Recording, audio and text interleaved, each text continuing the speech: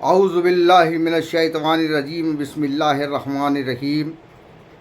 अल्लाहुम्मा सल्लि अला सय्यदना व मौलाना मुहम्मदिन व अला आलि सय्यदना व मौलाना मुहम्मदिन व बारिक वसल्लम। इलाही ताबवद खुर्शीद माही चिराग़े चिश्तिया रा रोशनाई।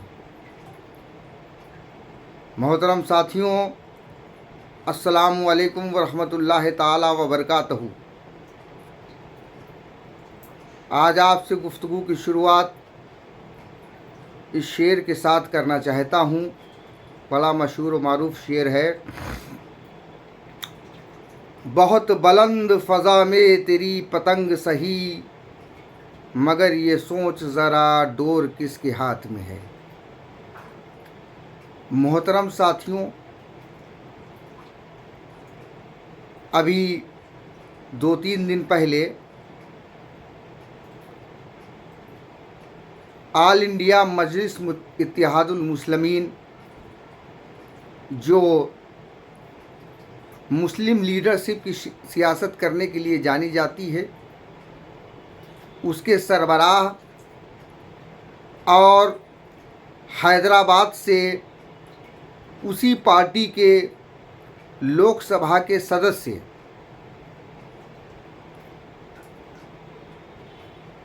जनाब असदुद्दीन ओवैसी के ज़रिए एक बयान दिया गया है। बताया ये जा रहा है कि जश्न ईद मिलादुन नबी सल्लल्लाहु ताला अलैहि वसल्लम के मौके पर उनकी पार्टी के दफ्तर दारुस्सलाम हैदराबाद में एक जलसा मुनक्किद किया गया था। रहमतुल लिल आलमीन हज़रत मोहम्मद मुस्तफ़ा सल्लल्लाहु ताला अलैहि वसल्लम की विलादत से मुंसलिक इस जलसे में असदुद्दीन ओवैसी के ज़रिए कुछ बातें की गई हैं।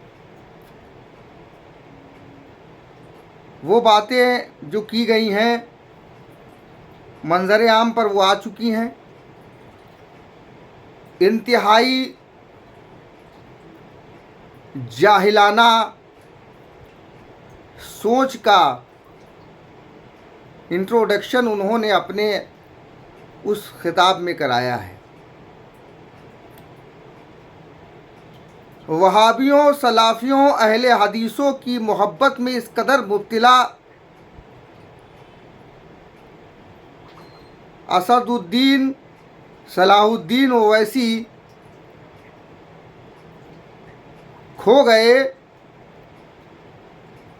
कि वो सूफिया किराम की बेहुरमती करने पर उतर आए। हमें मालूम है कि हिंदुस्तान के मुअतदिद सियासतदां इस तरीके की गुफ्तगू करते हैं,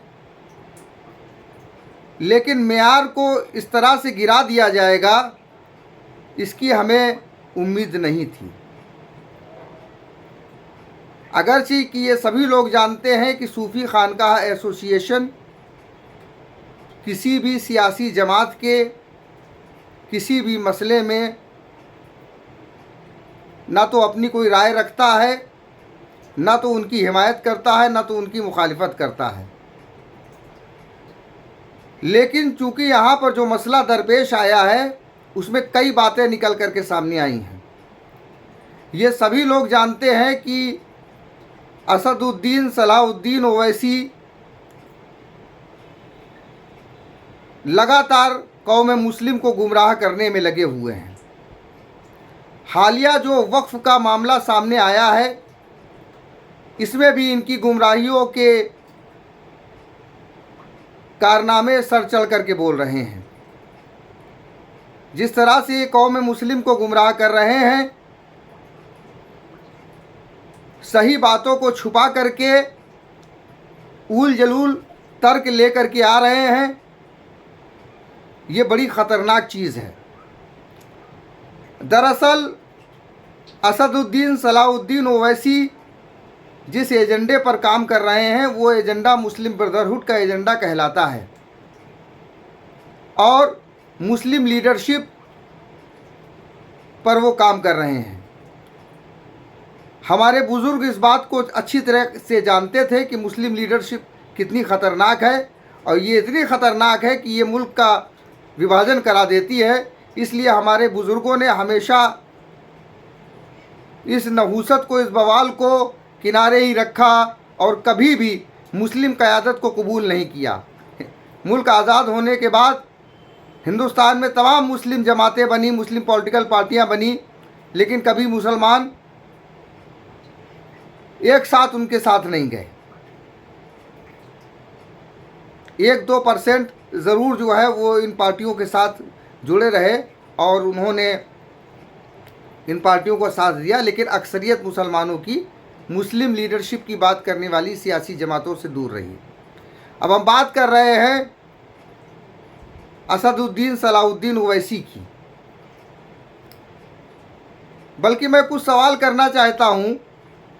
हमारे गांव में भोले भाले जो लोग हैं, पुराने लोग हैं, वो बैरिस्टर को बालिस्टर कहते हैं। हम बालिस्टर साहब से एक सवाल करना चाहते हैं, कई सवाल करना चाहते हैं कि उन्होंने लोगों को गुमराह करने के लिए वक्फ को शरीयत के साथ जोड़ करके कहा। बहुत अच्छी बात है, वक्फ शरीयत के साथ जुड़ा हुआ है, लेकिन बालिस्टर साहब ज़रा हमको ये जवाब दे दीजिए कि वक्फ बोर्ड शरीयत के साथ कब से जुड़ गए हैं।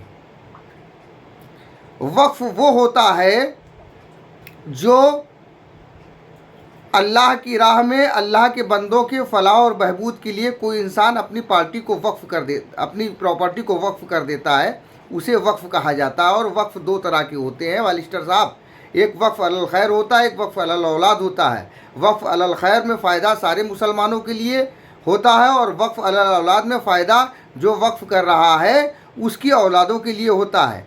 बालिस्टर साहब, आपको ये भी मालूम होना चाहिए कि वक्फ के लिए बहुत ज़रूरी ये चीज़ है कि वाकिफ़ की मंशा क्या है, और वक्फ करने वाला जो है, जो वाकिफ़ है, उसकी मंशा सबसे महत्वपूर्ण स्थान रखती है। जहाँ तक सवाल वक्फ बोर्डों का है, हुकूमत के ज़रिए जो बिल लाया गया है वो वक्फ बोर्डों में सुधार के लिए लाया गया है। ये बात आप गोशा नशीन कर लीजिए, इस बात को अच्छी तरीके से जान लीजिए, और बल्कि सारी कौम मुस्लिम इस बात को जान ले कि वक्फ प्रॉपर्टी की देख रेख करने वाले, वक्फ के केयर टेकर, वक्फ बोर्डों पर अंकुश लगाने के लिए ये बिल लाया गया है। ओवैसी साहब, आपको इतनी तकलीफ़ क्यों हो रही है कि सूफियाए किराम अपनी प्रॉपर्टी की हिफाजत के लिए अगर दरगाह परिषद की मांग कर रहे हैं? कभी आपने ये बोला है कि दरगाह अबू अली शाह कलंदर रहमतुल्लाह ताला अलैह पानीपत की दरगाह में वहाबी कैसे काबिज़ हो गए? वो वहाबी जो सूफिया किराम को पड़ी मूर्ति की पूजा करने वाला कहते हैं, वो उस दरगाह पर कैसे काबिज़ हो गए? हज़रत शमसुद्दीन तुर्क पानीपती रहमतुल्लाह ताला अलैह की दरगाह पर वहाबी कैसे काबिज़ हो गए? हज़रत चौपान शहीद रहमतुल्लाह ताला अलैह बिस्वा सीतापुर की दरगाह में वहाबी कैसे काबिज़ हो गए? ऐसी हज़ारों दरगाहें हैं जो एक एजेंडे के तहत जिनमें वहाबी लोगों को काबिज़ कराया गया है ताकि सूफ़ी विचारधारा को ख़त्म कर दिया जाए। आपने सूफियाए किराम को जो गालियां दी हैं उसमें आपने उनके लिबासों के ऊपर जो है टिप्पणी की है। आपको मालूम है कि लिबास का किस कदर अहमियत है सूफ़ी परंपरा में? सरकार सैयदना वारिस अली शाह रहमतुल्लाह ताला अलैह फरमाते हैं कि हमारा एहराम अगर खूंटी पर भी टंगा है तो लाइके सद एहतराम है। जनाब असदुद्दीन सलाहुद्दीन ओवैसी साहब, आपने नबी पाक सल्लल्लाहु ताला अलैहि वसल्लम के जलसे में शरीयत की बात की है। आपने नबी की बारगाह में बैठ कर के नबी की आल पर जिस तरीके से जुल्म करने का काम किया है और आपने जलसे में जिस तरीके से बेहुदा बातें की हैं, आपको शर्म आनी चाहिए, आपको तौबा करनी चाहिए। आप बात शरीयत की करते हो, आप सूफिया किराम पर उंगली उठा रहे हो, उससे पहले आपको अपने गिरेबान में झांकना चाहिए। आपको मालूम होना चाहिए कि नबी करीम सल्लल्लाहु अलैहि वसल्लम ने फरमाया है, जिसका अखलाक जितना ज़्यादा बुलंद है उसका ईमान उतना ज़्यादा बुलंद है। ईमान के दर्जात की निशानी इंसान के अखलाक पर है। आपको कौम मुस्लिम,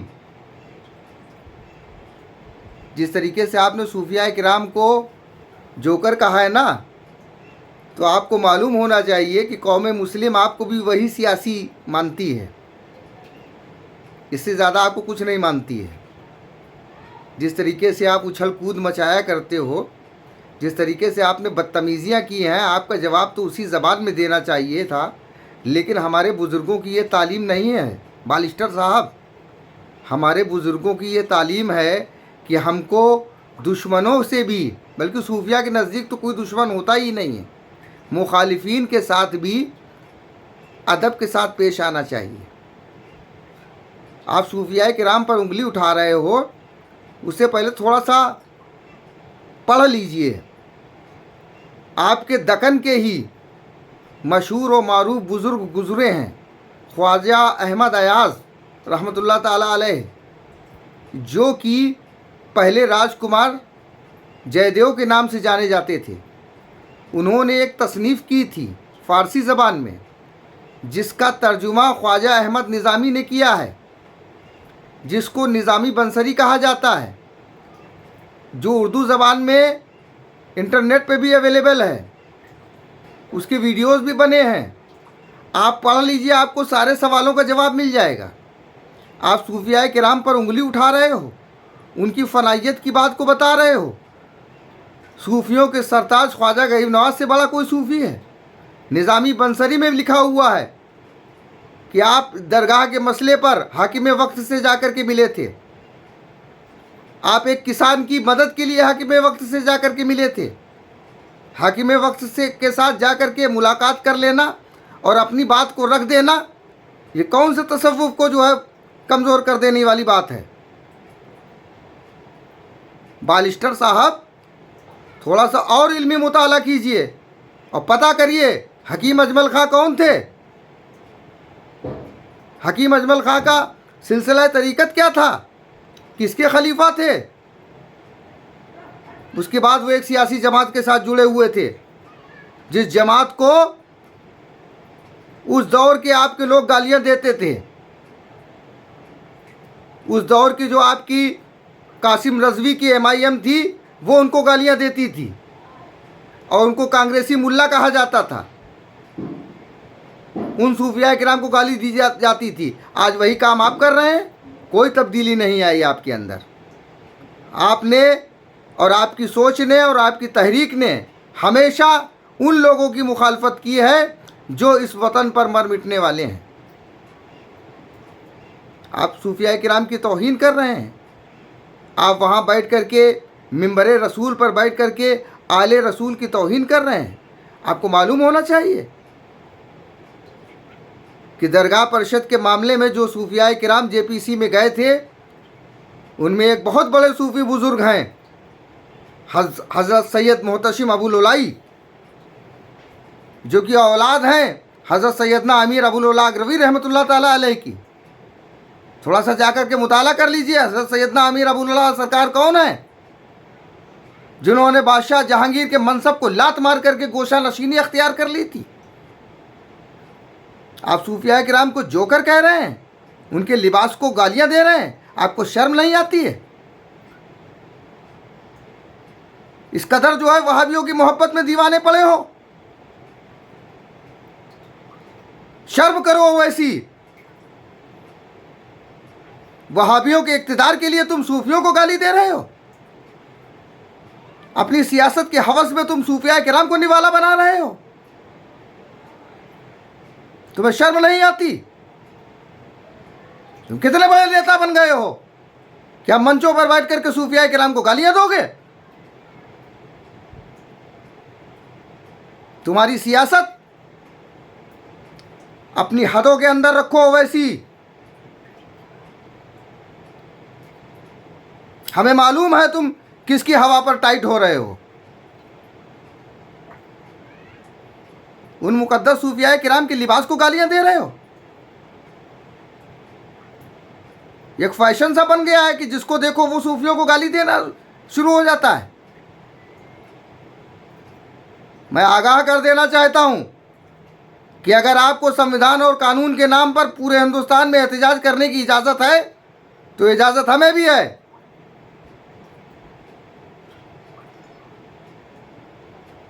आपको गाली देने की इजाज़त नहीं है। गाली दोगे तो आपके खिलाफ भी हम कानूनी एहतजाज करेंगे और कानूनी कार्रवाई करेंगे। और इसके साथ ही हम हिंदुस्तान के तमाम मशाइख से अपील करना चाहते हैं कि ये अभी इब्तिदा है, अभी इब्तिदा में ही इन लोगों को रोकिए, वरना आने वाले वक्तों में ये जीना मुहाल कर देंगे। अस्सलामु अलैकुम व रहमतुल्लाहि ताला व बरकातुहू।